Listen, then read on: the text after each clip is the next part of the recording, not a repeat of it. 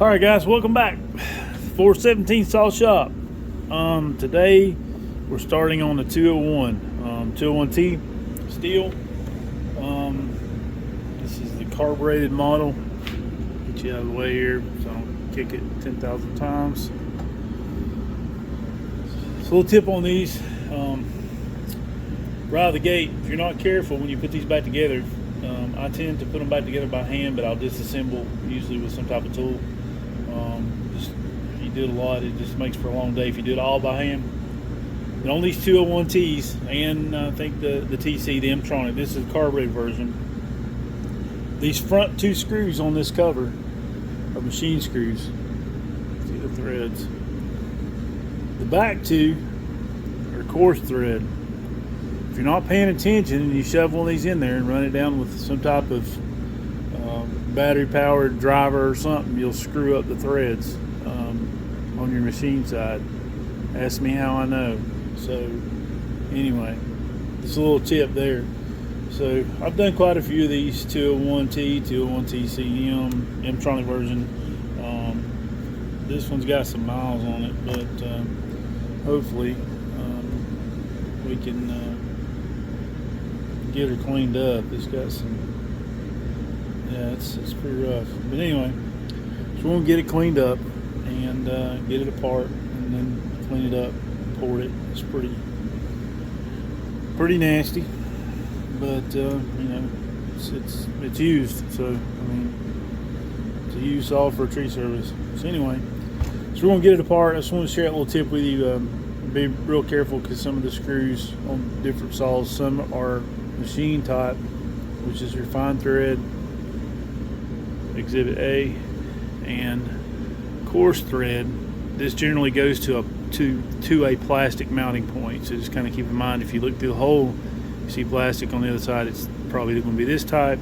If it's on metal or plastic to metal or anything to metal, it will be this type. So just a little, save you a headache there and some frustration. So we'll get this thing apart and I'll be back with you with some more. All right, guys, back to the filthy little animal here. 201. So get a little piece of rope out of the cylinder. It's what I used for the piston stop. It's just an old piece of pull cord. Flywheel. Lay that in our parts bin. She's dirty. Sealed. Pretty good. There's nothing going on there. What a junk in there though. That's a dirty little saw, man. That thing's just dirty little beast. Dirty little beast. The clutch is reversed, so right is off, left is loose, or right is off, left is tight. So keep that in mind, if guys, if you're trying to tear one of these apart. It's quite the learning curve sometimes if you're not familiar. So as I'm tearing one down, I try to inspect the pieces, parts, see what something may need. This thing here has obviously got a few little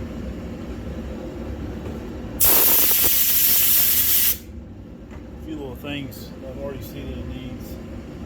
Try to blow out, clean out little holes, clean it up a little bit as I go, just to make sure.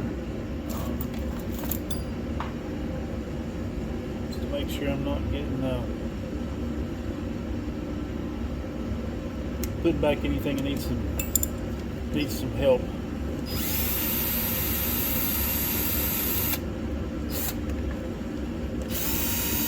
These are pretty easy to take apart.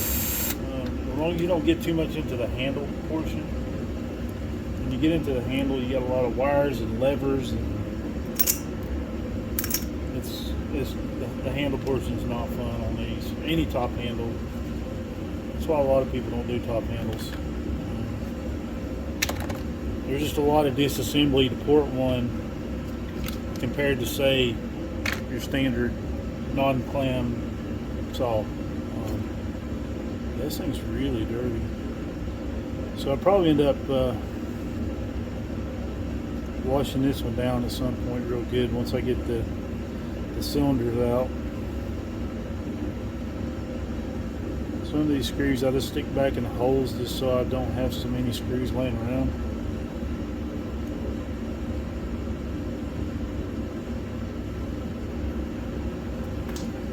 Kind of helps with the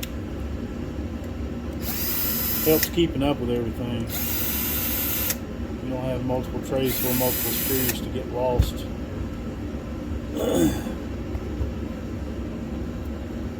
It's the worm gear for the oil pump. Right behind the clutch. That drives it. Drives the oil pump. So, some of this stuff a lot of y'all probably already know. I like to inspect these. A lot of times they'll have cracks or fractures in them, especially when you get one that's had some time on it. So I'll try to check these real good. This metal is pretty thin through here. So just keep in mind to look at this stuff. The cage bearing on the inside, I'll probably put a new one of them in. This one's pretty, it's got a lot of wear on it. You can see when it starts wearing down into the plastic, you'll see it'll turn like a shiny off color. You can tell it's wearing down in the plastic. And it's extremely dry, so that's something that'll need to be addressed. We'll address that when we go back together. So what I do with these is pull the loosen the handle, but I don't take it completely off. Just enough to get it cocked sideways. Just enough to get it cocked sideways so I can manipulate the handle to get the screws out down in the intake, and I'll show you that when we get to it. So squirting gas. A lot of times if you let the pressure off, you don't get hosed down. Sometimes these carburetors are in there pretty tight. Use a little screwdriver and break it loose. Pull it out.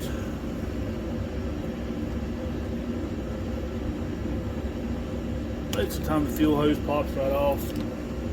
Sometimes I'll take one of these little forceps, I think is what they're called, clamp it off. Other times I'll take some sort of bit that I don't use, shove down in it, and that way you ain't got gas squirting all over you.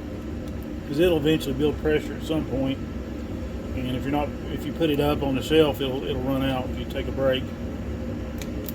There's the carb out. Still got the limiters in it. Stock is all get out. We hope to change that in the near future. So this little thing right here is a pain to get out. It's just pretty much a dust cover. You can pop it out.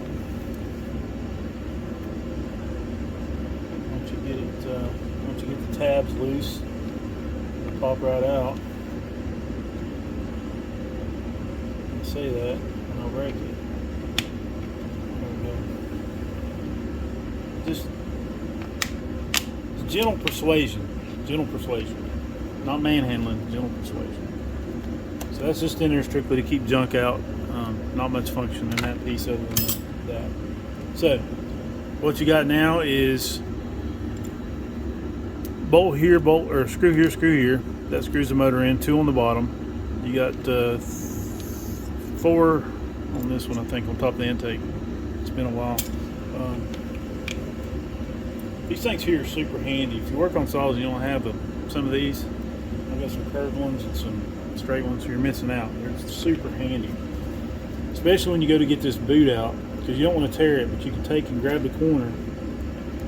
Go ahead and get this linkage out of the way. End up fighting that thing. You get the boot and grab it, and just take your fingers and you can just poke it through the hole. That way you don't have to worry about tearing your boot. You just fold the corners and just shove it through the hole. But getting one started to get it out and getting one back in, those little things make life a lot easier, I'm telling you. So now there's a little plastic cover on top of the intake. If you can see it right there, it's just it just goes on by pressure. There again, some type of cover. There's a little tab up here at the top. You take a little plane blade and just kind of work it off that tab.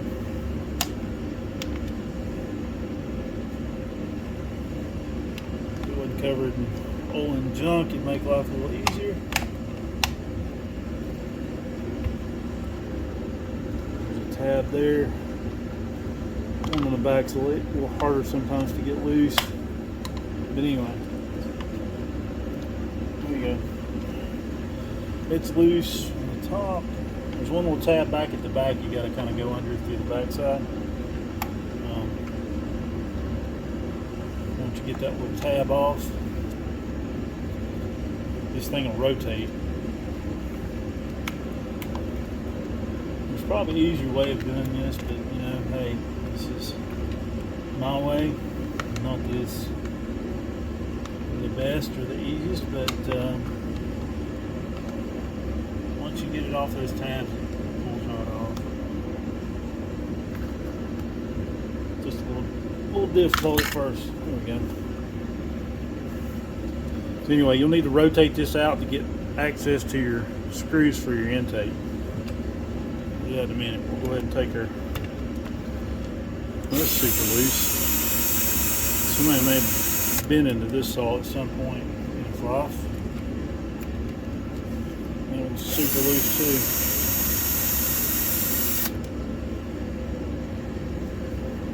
That's what mounts the motor into the thing, into the plastic case. There's two more on the bottom. I said there's two. Yeah, it's missing those, completely missing those. Wow. So I have to order some screws that they've got broken off. So this is good to always inspect your stuff, you know, if you're building one for somebody else, so you can make sure that the customer knows it's not something you done. So that screw is broken off in there. No, it's not. It's just full of junk. Maybe stripped out. But either way, neither one of those are there. So that's not good, because that's pretty much what bolts the housing, or the plastic portion that carries the motor to the front housing. So yeah, that's a significant portion there. Muffler bolts through the bottom, two of them. Gosh, that was extremely loose. These things are normally not that loose. So I don't know if it's just the wear on the saw and the age. I do these by hand, so just in case, I don't want to strip them out. You put the tool in there and they're torqued. Sometimes they're torqued to the max, and sometimes they practically fall out. Most all these are T27 torques, by the way.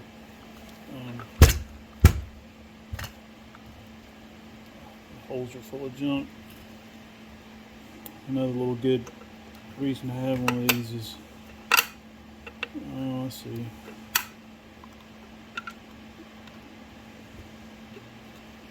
Holes are full of junk, so the bolts are not coming out. And this thing is really cutted up. Alright, well, I'm really surprised this thing stayed in there as good as it did, without just completely just coming to pieces, honestly. So anyway, so impulse line, you pull it loose from the back of the intake, pull this through your vent and scoot it out of the way, or you can unplug it. Sometimes I'll just pop it out. It's easier just to get it out of the way than to try to fight it the whole entire time.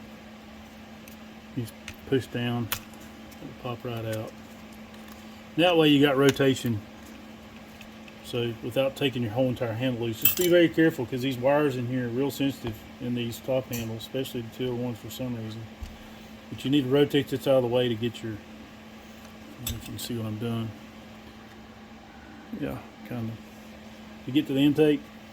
So at this point, you can rotate this around, or you can just pull it out of the way. But since I'm gonna clean everything real good and wash everything, I'm just gonna throw it in the pull it out of the way and throw it in the bin.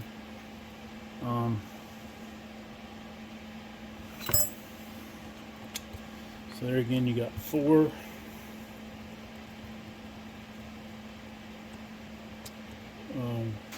T27 torques for your intake. Somebody must have been in this saw before, because everything in it, unless it's just got that loose over time, because everything in it's extremely loose. I mean, you never know in these saws. I did crank it and run it. It cranked and ran. It seemed to have good compression, but it did smoke quite a bit. Granted, it's a 2-stroke, but maybe it's just not tuned well. Who knows? But it did smoke quite a bit, which is, you're gonna get a little bit, but because of the nature of the saw, it's a mixed saw. But pull the intake off. So these things are super tiny in there. I mean, it's a small saw, but still. So we'll wash all that stuff and clean it all up before we put it back together, so we don't get any trash in it. So anyway, so once you get those pieces off, you'll have this little pinch thing here. All thing I can figure it does is it just holds this little, just holds the plug wire. It's the only purpose I see it really serves. Make sure your line's out of the way. And then you can start working this back portion off, and it just comes off like that. There's your muffler bolts. They didn't fall out because it's full of junk. So yeah, super nasty. So we'll clean that up. So now what you have left is this portion of the saw.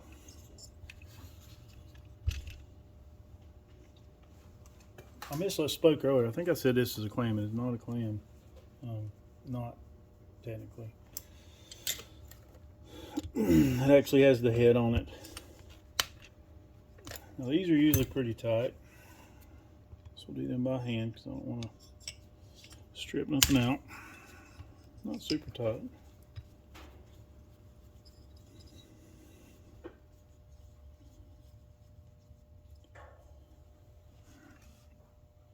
So let me blow these off a little bit.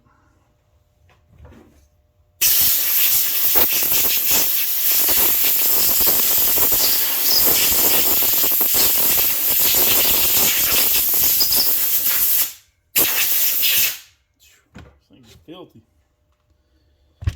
Anyway, before I get ahead of myself, which I've been known to do, get our handy dandy piece of solder here. Our little pliers. Let's get us a squish number.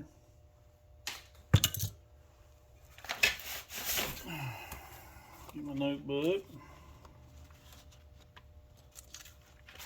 The shop notebook. I always transfer everything to a nicer notebook once I'm done and keep it kind of filed away. But there's no sense in trying to keep your nice notebook clean when you're working, because it never fails, your hands are always dirty. So this is a 201 carb. Always denote if it's carb. Squish. Squish.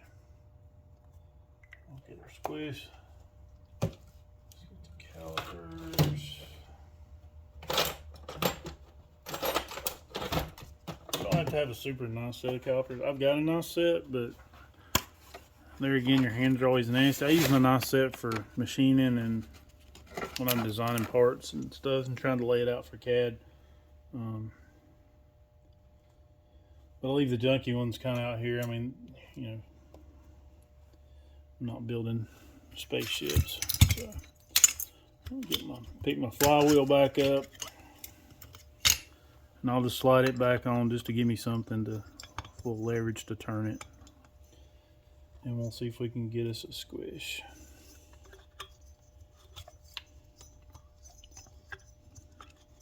Well, said we were going to.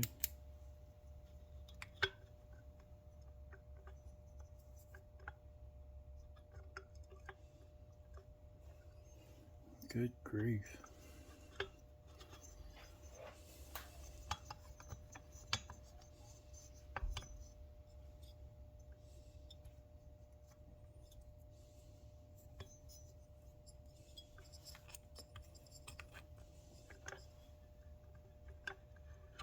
Alright. So my eyes are even, must be the worst in the world. This thing's got an enormous squish. It's weird, normally they don't. See if we can get in the backside here. There we go. Roll it over a couple times.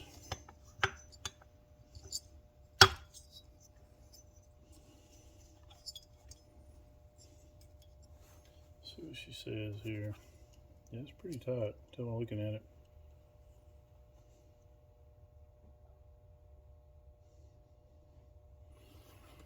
It's got a 20 on the dot. 19.5 on that side.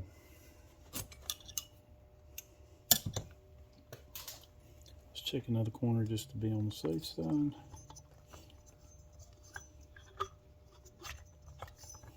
Yeah, that's the lowest point.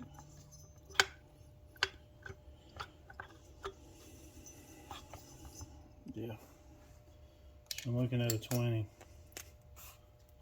So the squish is pretty good. Let's look at our intake.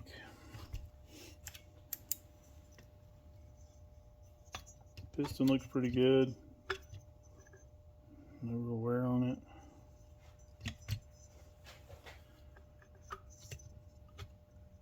Roll it up to top dead center. Then I'll take a Sharpie or something, try to, and I'll mark it if it'll stay. Most time I clean it up a little bit and put it back on and mark it, but I'm just curious about something, so that's why I did that. Let's look at the intake real quick.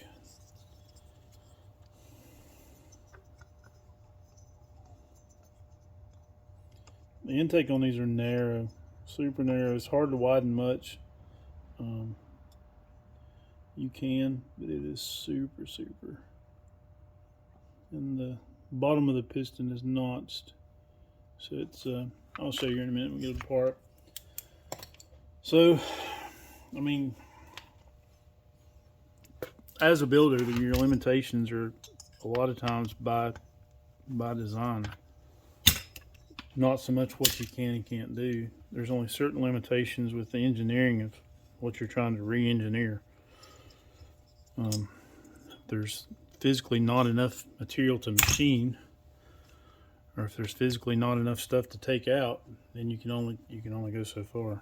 So that's kind of where you're at with some of these. Unfortunately, it'd be nice in a perfect world to have more room to play with, but sometimes you just don't have that luxury on certain saws.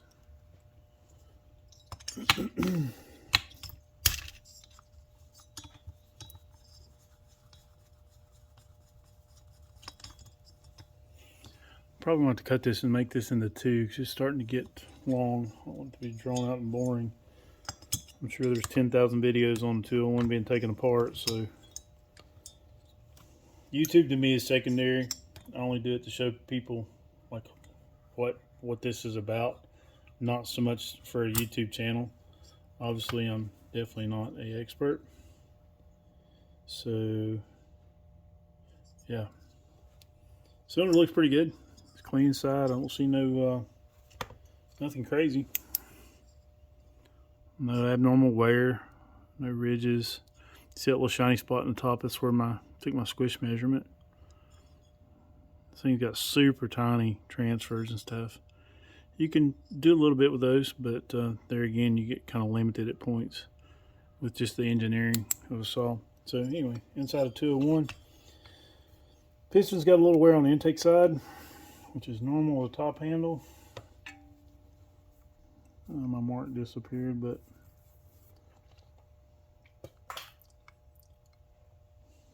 teensy tiny piston.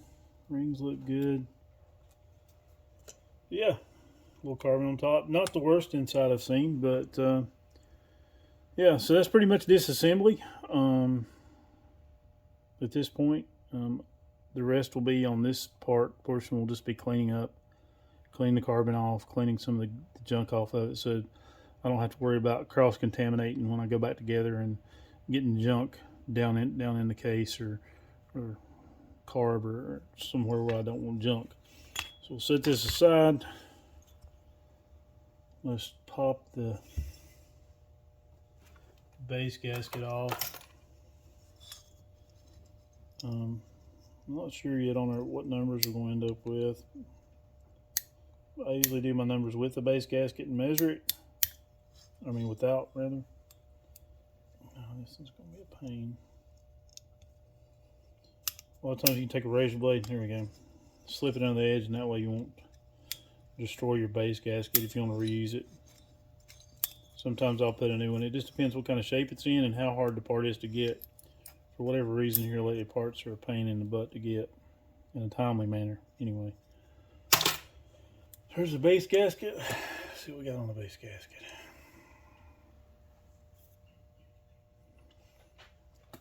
There's a ridge when these things are mated together. If you put your calipers up over that ridge, you'll get a false reading. So measure the gasket.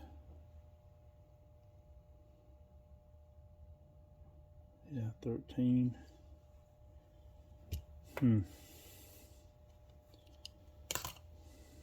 So I'm not sure if it's going to be too tight. We may have to cut a little bit out of this one just for fun. We'll just have to see where the numbers fall. I'm going to put a wheel on it and see once we get everything cleaned up. Probably won't get to that today. Today's my son's birthday, so we've got some plans this evening. But anyway, that's a quick and dirty teardown, 201.